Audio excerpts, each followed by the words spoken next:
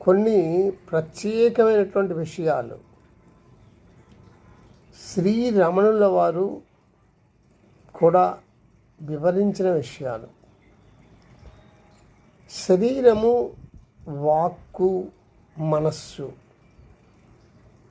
శరీరము, వాక్కు, మనస్సు అనువానిచే వరుసగా చేయబడినవి. శరీరముతో పూజ, వాక్కుతో జపము, మనస్సుతో ధ్యానము చేయబడుచున్నవి. ఇవి క్రమముగా ఒకదానికంటే మరొకటి శ్రేష్టమైనది. అంటే మనస్సుతో చేసే ధ్యానము శ్రేష్టమైనదని చెప్తున్నారు. ఈశ్వర భావనతో జగత్తునకు చేయు సేవయే,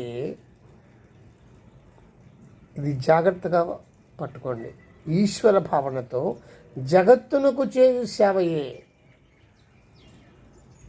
భగవానుని పూజ అవుతున్నది. సో ఈ ప్రపంచంలో మీరు ఈశ్వర భావనతో సేవ చేయండి. అంటే అవతల సేవ చేయబడిన వ్యక్తి లేదా జీవి లేదా ప్రాణి ఈశ్వరుడే అనే భావనతో మీరు సేవ చేయాలి. అప్పుడు అది భగవానునికి పూజ అవుతుంది. పూజ అంటే పువ్వులు పుష్పాలు వేసి విసరడం కాదు, ఇది పూజ. భగవంతుని స్తుతించుట కంటే వాచక జపము, వాచక జపము కంటే మౌన జపము, మౌన జపము కంటే ధ్యానము ఉత్తమమైనవి. ఇది మీరు గ్రహించవలసి ఉంటుంది. ఇది మీరు పట్టుకోవాలి. వీటి యొక్క సారాన్ని గ్రహించాలి.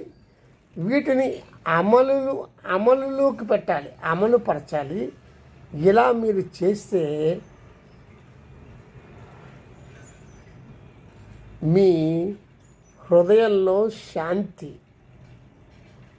మీ హృదయంలో ఆనందం వెళ్ళి విరుస్తుంది. ఉంటా.